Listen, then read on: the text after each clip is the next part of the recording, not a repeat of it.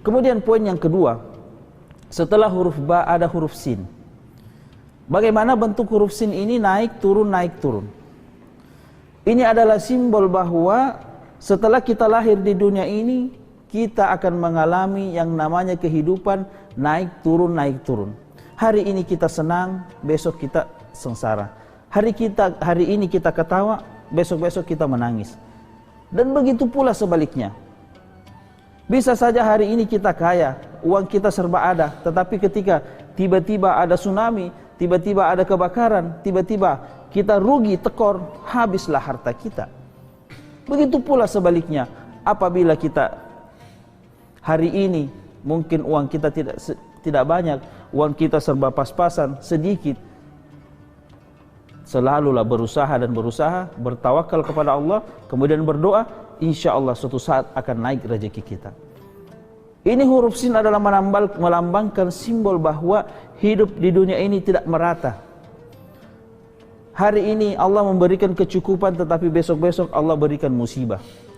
Tetapi bagi orang Islam, bagi orang yang beriman, apabila Allah berikan kenikmatan berupa harta atau apapun itu, maka kita dituntut untuk bersyukur kepada Allah Subhanahu wa taala.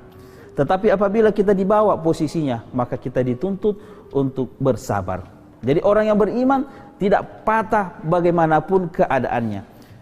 Dia diberikan harta yang banyak, diberikan harta yang melimpah, dia bersyukur, tetapi ketika diambil semua hartanya dia bersabar. Jadi bagaimanapun posisinya, dia tidak patah semangat, tetap selalu bersama Allah Subhanahu wa taala. Kemudian yang ketiga, setelah huruf sin, bismi, ada huruf mim. Bagaimana bentuk huruf mim ini? Kalau kita lihat bentuk mim itu bulat. Kenapa bulat? Karena itu adalah simbol bahwa semua manusia tidak ada yang bisa keluar dari lingkaran mim. Apa itu mim? Mim itu adalah mati atau maut. Kata Allah Subhanahu wa taala, kullu nafsin dha'iqatul maut. Setiap yang bernyawa pasti merasakan yang namanya kematian. Kita tidak bisa pungkiri yang namanya kematian.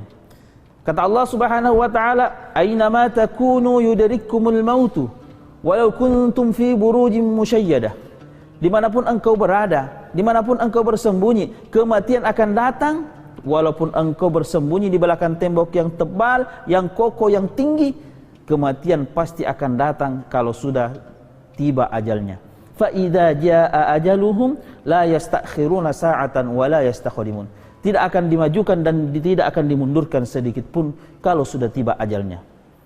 Para pemirsa TV One yang dimuliakan Allah Subhanahu wa taala. Jadi kita kembali bahwa semuanya kita akan mati. Mim ini adalah simbol bahwa kita tidak akan lepas dari kematian. Karena kenapa? Kematian ini adalah merupakan awal untuk kita mendapatkan semua pahala-pahala yang pernah kita lakukan di dunia ini. Makanya kalau kita ingin berpikir, selalu berdoa, ya Allah masukkan saya surga, masukkan saya surga. Orang tidak akan bisa masuk surga tanpa melewati yang namanya pintu mati. Oleh karena itu, kematian bagi orang yang beriman bukan dicari, tetapi orang beriman selalu senantiasa untuk bersiap-siap yang namanya untuk mati. Kenapa? Karena akan mendapatkan segala jerih payah ibadah-ibadahnya sewaktu hidup di dunia. Dan perlu kita ketahui juga bahwa kematian kita tidak bisa hindari. Kematian kita tidak bisa cari juga. Kenapa? Karena kalau kita cari atau kita hindari, kematian pasti juga akan datang. Makanya kalau kita pikirkan bahwa bagaimanapun keadaannya, reda atau tidak reda, mendaftar atau tidak mendaftar, pasti kita terdaftar di dalam kuburan. Hari ini kita mengantar mayat, besok kita lah yang diantar ke kuburan. Hari ini kita yang mensolati jenazah, sebentar lagi kita lah yang disolati. Hari ini kita menangisi orang, sebentar lagi kita lah yang ditangisi. Hari ini kita yang memandikan jenazah, kita yang mensolati jenazah, kita yang mengurus mayat, sebentar lagi kita lah yang diurus mayat kita. Hari ini kita di atas tanah, sebentar lagi kita di bawah tanah. Artinya apa? Kematian pasti akan datang kepada kita. Dan tentu kalau kita ingin berpikir bahwa kalau orang berpikir 5 tahun, 10 tahun, 50 tahun atau 100 tahun ke depan, kira-kira kita masih ada di dunia ini enggak? Tentu jawabannya tidak. Kalau 5 tahun mungkin masih ada yang hidup. Tetapi 100 tahun ke depan, saya kira Ustadz atau seluruh pemirsa dimanapun berada, pasti sudah ada, tidak ada lagi di dunia ini kalau 100 tahun ke depan. Ini menandakan bahwa kita akan mati. Yang jadi masalah adalah apakah kita sudah siap untuk menghadapi yang namanya mati. Sebelum kita meninggal, Allah sudah mempersiapkan tempat kita. Allah sudah memperlihatkan tempat kita baik di surga ataupun neraka. Oleh karena itu, kata Allah Subhanahu wa taala, "Innal ladzina qalu rabbuna Allah, tsumma istaqamu tatanazzalu 'alaihimul malaika alla takhafu wa la tahzanu wa abshiru bil jannati allati kuntum tu'adun." Sesungguhnya orang-orang yang istiqamah di jalan Allah Subhanahu wa taala, kemudian ketika sakaratul maut, malakul maut datang ketika dia sakarat, malaikat datang, alla takhafu, janganlah engkau takut. Janganlah engkau takut bahwa engkau akan meninggalkan dunia ini. Janganlah engkau takut bahwa engkau akan memasuki dalam kuburan, engkau menghadapi pertanyaan. Tidak usah kau takut, engkau kan orang beriman. Wala tahzanu, janganlah engkau bersedih. Jangan engkau bersedih bahwa engkau mati akan meninggalkan anak istrimu.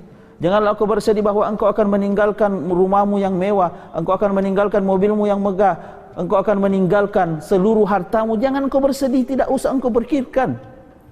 Wa abshiru bil jannah allati kuntum tu'adun. Sekarang engkau bergembiralah karena surga telah menantimu yang telah dijanjikan kepadamu. Jadi orang-orang yang beriman akan didatangi malaikat untuk disuruh jangan takut, jangan bersedih, dan bergembiralah karena surga sudah disiapkan. Itu orang beriman. Tetapi sebaliknya juga orang yang tidak beriman, orang yang jauh dari Allah juga didatangi, ditakut-takuti oleh malaikat. Makanya ada orang yang ketika sakaratul maut tidak bisa berkata apa-apa, tidak bisa mengucapkan la ilaha illallah, dia diam saja sampai mati, sampai ngorok. Kenapa? Pada waktu itu datang malaikat, datang juga iblis. Oleh karena itu, ada satu ilmu yang saya ingin ajarkan bahwa kata Nabi, laqinu mautakum la ilaha illallah. Jadi kalau ada orang yang sekarat, usahakan kita bimbing untuk mengucapkan la ilaha illallah di akhir hayatnya. Kenapa? Karena kata Nabi, man kana akhirul kalam la ilaha illallah dakhalal jannah. Barang siapa yang di akhir hayatnya mengucapkan la ilaha illallah, dijamin masuk surga. Makanya kalau ada orang yang sekarat, mendekat. Setelah mendekat, bimbing, baca la ilaha illallah. Kalau dia sudah mengucapkan la ilaha illallah sekali, cukup, tinggal. Jangan disiksa dengan la ilaha illallah, karena ada juga orang seperti itu. Orang sudah mengatakan la ilaha illallah, disuruh terus baca la ilaha illallah, la ilaha illallah, sampai ngos-ngosan, akhirnya itu yang membuat cepat mati. Yang penting ketika sudah mengucapkan la ilaha illallah, sudah stop. Insya Allah kalau dia meninggal, itu termasuk kalimat terakhir. Kecuali kalau dia bicara lagi, dia mengucapkan la ilaha illallah, tidak lama dia ngomong, waduh bagaimana istriku, kalau saya mati nanti istriku nikah lagi. Diam, suruh diam, baca la ilaha illallah, tidak usah urus istrimu. Ataupun sebaliknya, hai suamiku nanti kawin lagi, aduh bagaimana nanti dia kawin lagi. Tidak usah pikirkan suamimu mau kawin atau tidak, pokoknya diam. La ilaha illallah. Jadi intinya kalimat terakhir la ilaha illallah, kalau dia sudah mengucapkan, sudah stop, tunggu sampai dia menghembuskan nafas terakhir. Begitu cara mentalkin orang yang akan meninggal. Hadirin yang muliakan Allah Subhanahu wa taala. Ini yang ketiga, bismi. Setelah huruf mim ada nama Allah.